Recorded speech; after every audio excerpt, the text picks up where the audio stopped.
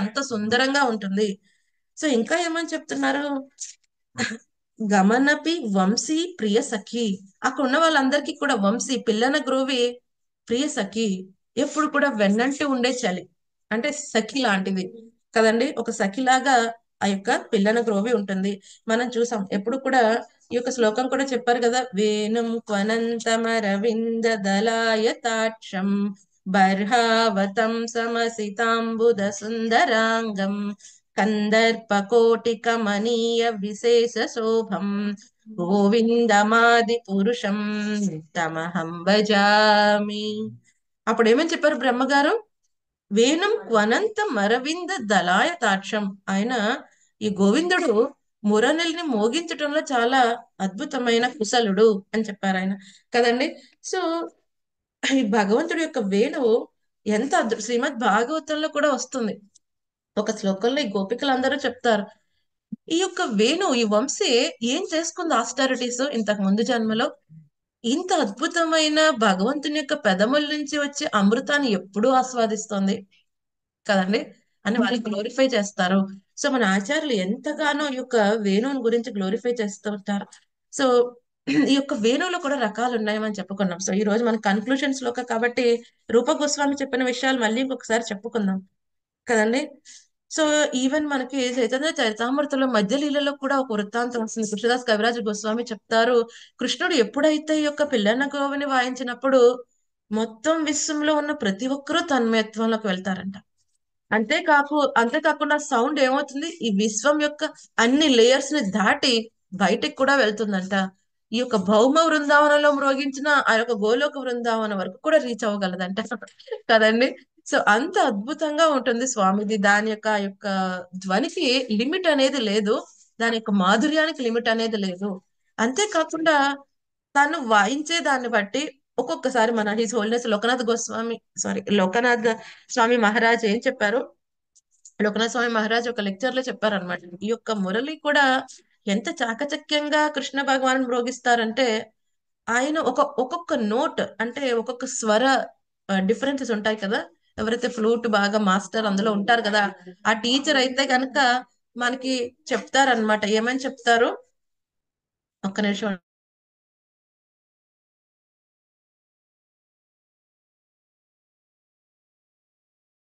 So ఆ ఒక్క note బట్టి ఆ ఫ్లూట్ యొక్క మహత్యం ఏంటి అని చెప్తారన్నమాట. అంటే ఆ ఫ్లూట్ యొక్క మహత్యం ఏంటంటే, ఆ ఫ్లూట్ ఎవరినప్పుడు ఆకర్షించే దానికి స్వామి మ్రోగించారు అన్న విషయం కదండి.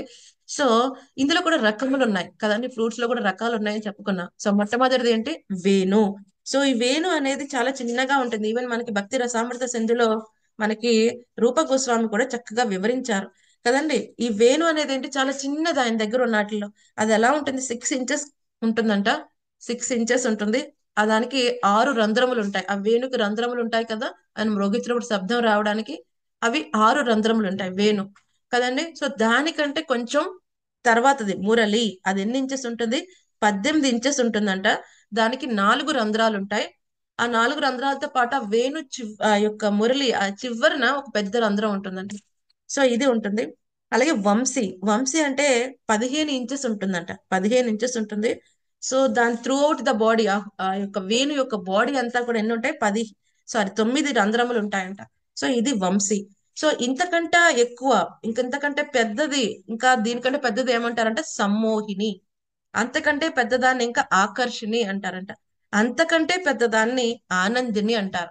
సో ఈ ఆనందిని చాలా పెద్దగా ఉంటుంది. ఎప్పుడైతే ఈ ఆనందిని యూజ్ చేస్తారో, ఎవరిని పిలుస్తానికి ఆనందిని యూజ్ చేస్తారంట, ఈ యొక్క గోప బాలురులందరినీ కూడా ఈ ఆనందిని ఉపయోగించి ఆయన ముగిస్తాడంట కదండి. మళ్ళీ ఇందులో కూడా ఆచార్యులు చక్కగా రకరకాల పేర్లు చెప్తారు.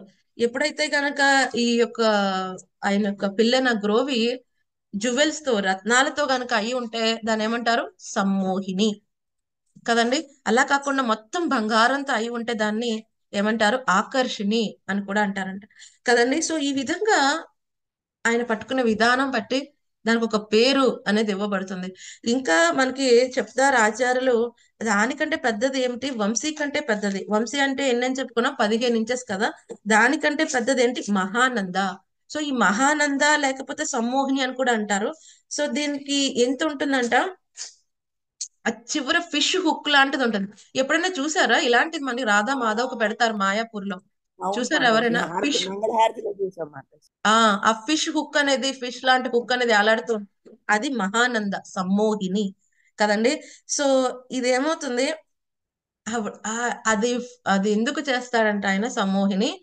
సో ఎలాగైతే ఆ హుక్కుకి ఫిష్ అనేది ఆ, ఏదైతే అట్రాక్ట్ అయ్యి దానికి పట్టుకుని ఉంటుందో, అలాగే ఎప్పుడైతే ఈ సమ్మోహిని శ్రీమతి రాధారాణి యొక్క హృదయాన్ని దోచుకుంటాడంట ఆయన సమ్మోహిని ద్వారా కదండి. సో ఒక్కోసారి మనకి శ్రీ రాధా మాధవ్కి ఈ సమ్మోహిని మహానంద పెడతారు కదండి. నెక్స్ట్ ఇంకోటి ఏమిటి,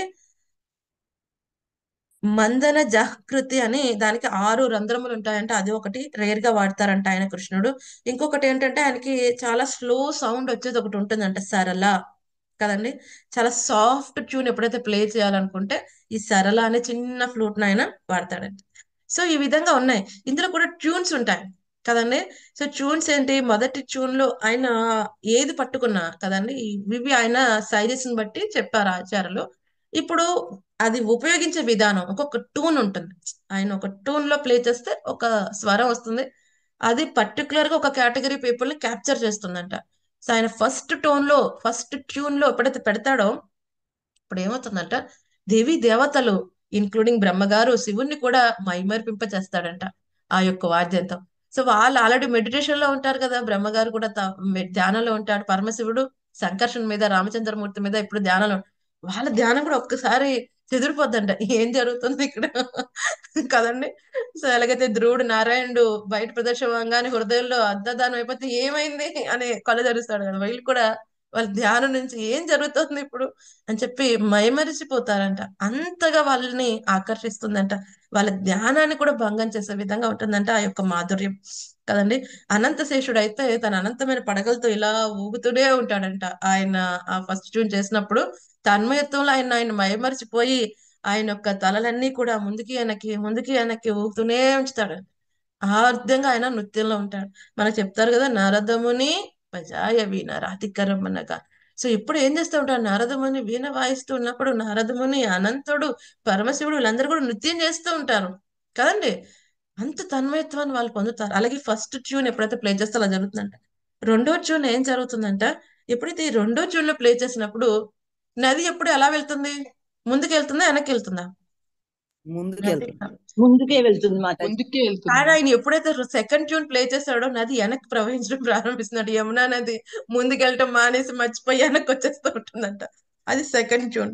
ఓకే, మూడో ట్యూన్ లో ప్లే చేసినప్పుడు ఆ యొక్క చంద్రమ మోగుతూ ఉంటాడు కదా, ఆయన ఆగిపోతాడు, స్టన్ అయిపోతాడు చంద్రమ, అలా చూస్తూ ఉంటాడు, రైట్. సో నాలుగో ట్యూన్ ప్లే చేసినప్పుడు ఈ ఆవులన్నీ కూడా పరిగెత్తి పరిగెత్తి వచ్చేస్తాయండి కృష్ణ దగ్గరికి. వచ్చేసి ఇక ఆయన అలా చూస్తూ ఉంటాడు, స్టన్ అయిపోయి ఉంటాయంట, రైట్. సో ఇంకోటి ఏం చేస్తారు, ఐదో ట్యూన్ లో ఏంటంటే ఈ గోపికలందరినీ అట్రాక్ట్ చేయడానికి ఐదో ట్యూన్ లో ప్లే చేస్తాడు. సో ఈ ట్యూన్ ఈ సూర్యనేశ్వర లోకనాథ స్వామి మహారాజ్ చక్కగా అద్భుతంగా చెప్పారు. ఆ రోజు నేను ప్రవచనం విన్నా, నాకు ఆ లెక్చర్ నాకు గుర్తులేదు. యూట్యూబ్ లో ఒకసారి వింటున్నప్పుడు మహారాజ్ చక్కగా చెప్తున్నారు. ఈ ట్యూన్ లో ప్లే చేసినప్పుడు ఏం జరుగుతుందంట, ఆ ఈ గోపికలు మర్చిపోతారంట. ఆ ట్యూన్ ఎవరికి వినిపిస్తుంది, పర్టికులర్ గోపికలకి వినిపిస్తుంది.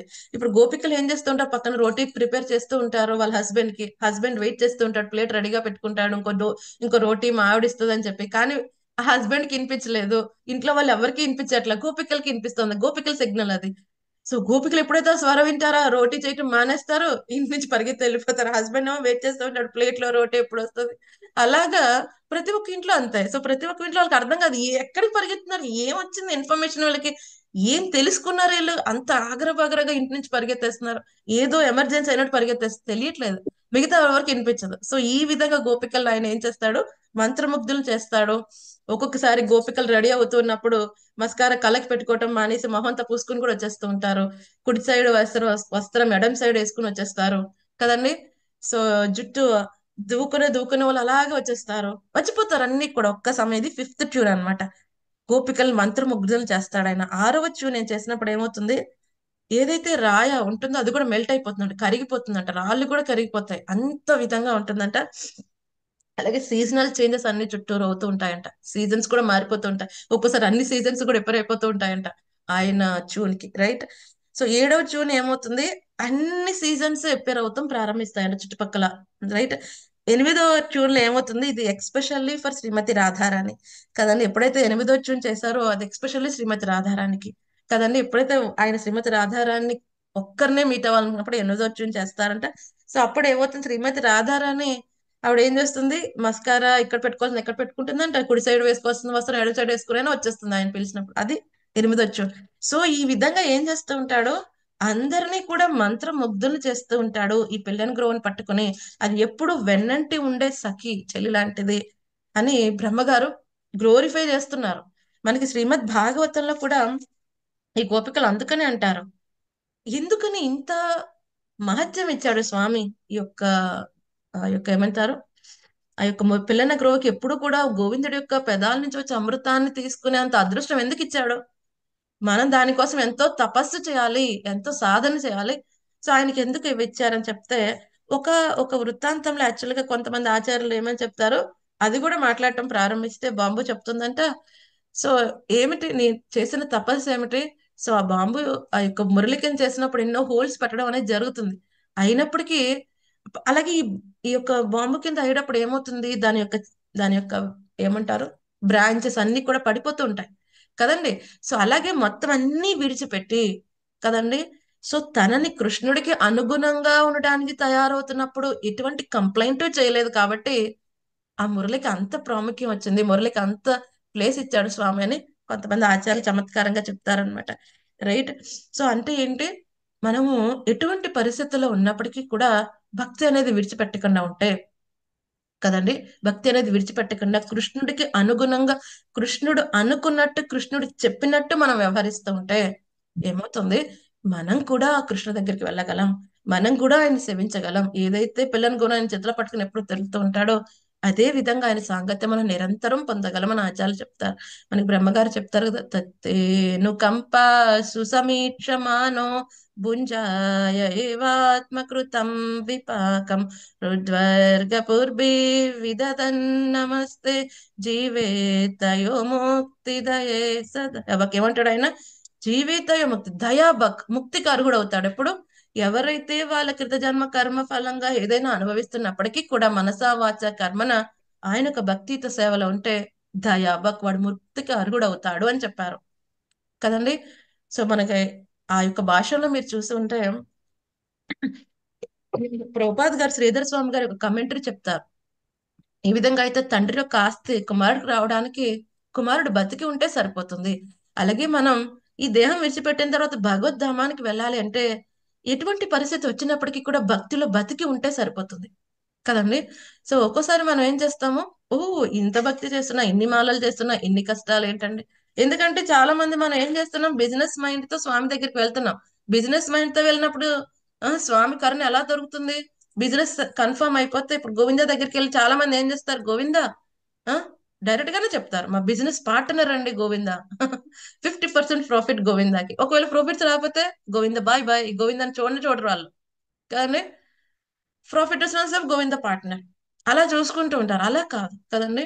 ఈ పరిస్థితులైనా సరే ఏమన్నారు ఆయన చైతన్య మహాప్రభు, జన్మని జన్మనీశ్వరి, జన్మ జన్మలకి కూడా నీ పాద పద్మ రజ దగ్గర ఆ ధూళి కణంలాగా ఉండేలాగా చూడండి స్వామి కదండి. మనం కూడా అదే ప్రార్థించాలి స్వామిని. అటువంటి శుద్ధ భక్తి చేయగలిగితే మనం కూడా కృష్ణుడి యొక్క సర్వస్వ శరణాగతి తీసుకుంటే మనం కూడా ఆయన యొక్క సాంగత్యాన్ని నిరంతరం పొందగలమని ఆచార్యులు చెప్తారనమాట. రైట్. సో ఇక్కడ గోపికలు కూడా గ్లోరిఫై చేస్తున్నారు ఆ యొక్క వేణు యొక్క మహత్యాన్ని అని చెప్తారు. సో ఆ